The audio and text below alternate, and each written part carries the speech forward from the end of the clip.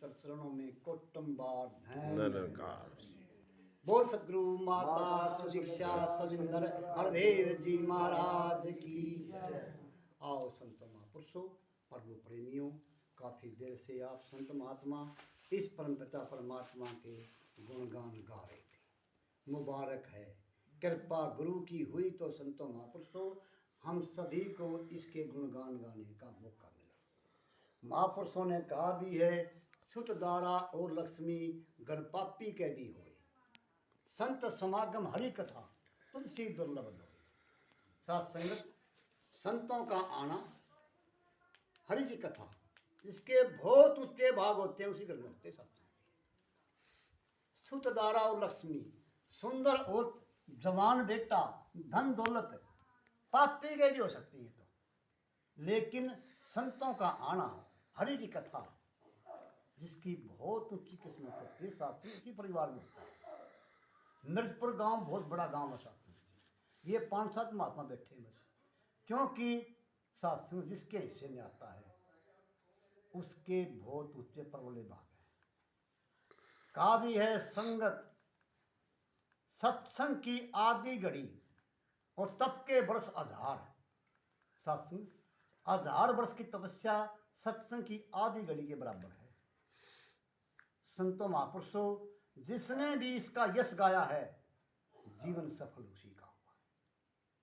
साथ संगत आदि घड़ी के बारे में दास आपको एक बात बता रहे सत्संग जी। एक महात्मा था सत्संग संगत में हर रोज जाया करता। उसके घर के पास में एक जमींदार का, किसान का घर था। उस किसान से कहने लगा, भाई साहब जी आओ सत्संग में। कहने लगा, भाई साहब जी केन को नहीं तड़के देखांगे। पंडा छुटा लिया। इब उस महात्मा का काम रोज का सत्संग में जाना। अगले रोज फिर कहने लगा, भाई साहब जी सत्संग में चलो। कहने लगा, भाई साहब आज थोड़ा काम है, तड़के देखूंगा सत्संग में। पंडा उसने भी कौन छोड़ दिया। इसे दिन पूछ गया, भाई साहब सत्संग में चलो। ले तो चालू रहेगा भाई। सत्संग महात्मा के पास में सत्संग आकर बैठ गया। सत्संगत संत महात्मा तो परमात्मा की गाथा गाते हैं, चर्चा इसी की करते हैं। संतों महापुरुषों, जब लास्ट में सतगुरु के पास में माइक गया, बाबा जी जो बैठे थे सत्संग, उन्होंने अपने विचार सुनाए और वो किसान एक के शब्द सुन रहा था। तो बाबा जी ने कहा कि आज सभी संत महात्मा एक ऐसा प्रण लें जिससे अपनी शरीर में जो भी विकार है, कोई भी ऐसा तत्व तुम पकड़ रहे हो, कोई बीड़ी पी है, कोई हुक्का पी है, कोई दारू पी है, कोई किने है, एक के गुना आड़ छोड़ के जाना है। सब ने अपना एक गुना छोड़ना है। साथ में वो किसान रोजाना कांकर खाया करता। उसके मन में आ गई, तुम काकर खाना छोड़ दे। बहुत माता बहने देखी है सत्संग, जिनके बच्चा पेट में मतलब चूल्हे माटी खानी देखी मैंने। और वो भाई साहब किसान भी रोजाना काकर खा रहा। सत्संगत वो घर पर चला गया। 2-4 दिन के बाद में सत्संगत से घर वाले ने खीर बना ली और वो बेचारा खेत में काम कर रहा था। सामने देवता आया, उसने थालियां में खीर सुना दी। तो सत्संगत वो थालियां में खीर ऐसी ठंडी होगी बिल्कुल, और वो देर आया बेचारा। सारा कुंबा बैठा बाट में उसकी में। वो आंधी बोली घर बार जब आज अपना खाना खा लो। उठी था के देखा तो अगला जमा कांकर हो रही है। उसके मन में फिर वह गुरु वाली बात ही आ गई। वह गुरु ने कहा था एक विकार छोड़ना है, वह तुमने नींद कहा था कांकर नहीं खाऊंगा। कहना जी कांकर फिर कर मैं नहीं खाता। वह घर वाली बोली मैं भी नहीं खाती। बालक बोले पापा नहीं खाता, फिर हम भी नहीं खाते। सात संगत वाह खीर नहीं अपने दर लेगी। उस घर वाले हटकर रोटी बना ली, सब ने खा ली। और वो कहने लगा, भगवान है कम तम खानदानी खीर में गुप्ता घेर दे।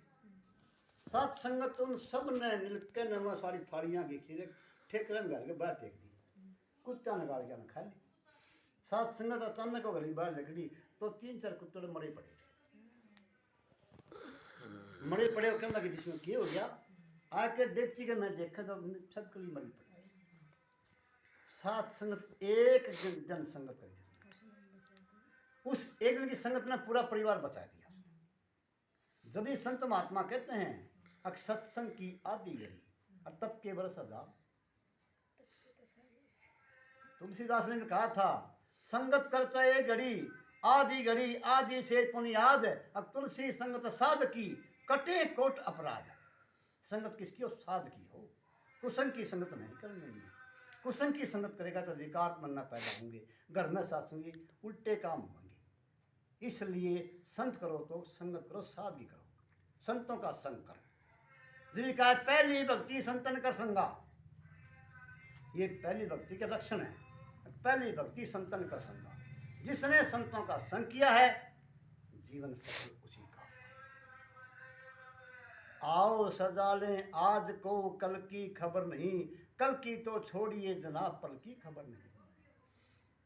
तेरी दिन दिन आयु घटती जाती, समय गुजरता जाता है, हे मन मूर्ख सोच समझ ले, होश में क्यों नहीं आता। सब कुछ यहीं पर रह जाना है, छोड़ो वर्ष बहाने को, साधु सिंह राम को जानो, जानो असल ठिकाने।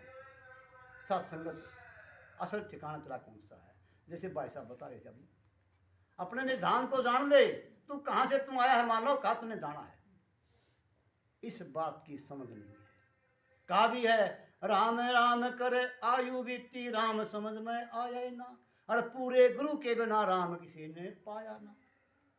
संतों महापुरुषों, जिसने पूरा गुरु मिल गया उसने समझो राम मिल गया। जो केवल मंत्र ही देता है वो गुरु अधूरा होता है। सत्संगत अधूरा गुरु खुद तो डूबेगा और चेला नहीं लेके डूबेगा। इसलिए ज्ञान ले तो पूरे गुरु का ले। कबीर महात्मा ने कहा था पूरे गुरु की क्या निशानी, पार ब्रह्म निकट कर जानी।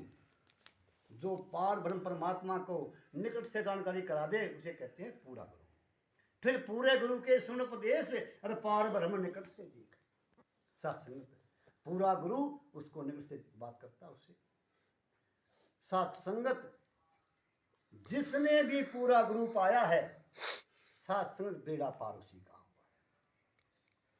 संतों महापुरुषों, अभी भाई साहब ने बताया था सती औरत के बारे में।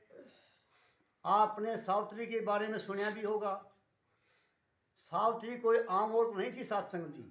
जिन धर्मराज को बांधे गिर दिया था वो ब्रह्म ज्ञानी संत थी। सत्संगत उसके पिता ने कहा कि बेटी मैं दुनिया में घूम लिया, तेरे योग्य कोई वर नहीं मिला मैंने। सावित्री अर्थ लेकर सत्संग अपने सैनिकों को लेकर खुद चल पड़ी थी। सत्संगत जब जंगल में गुजारी थी, सत्यवान वहां से गुजरा था। सत्यवान के पैर में सत्संगत जी जुत्ती नहीं थी, नंगे पांव जाओ था। उसके पैर में एक पदम था, उस पदम के निशान थे। सावित्री ने देखा कि भाई ये जिसके कदम के निशान हैं ये तेरे पति के योग्य है। सत्संग कदमों के पास में चलेगी। आगे जाके देखा पेड़ के ऊपर नीचे कदम खत्म हो गए और ऊपर पेड़ चढ़ गया सत्यवान।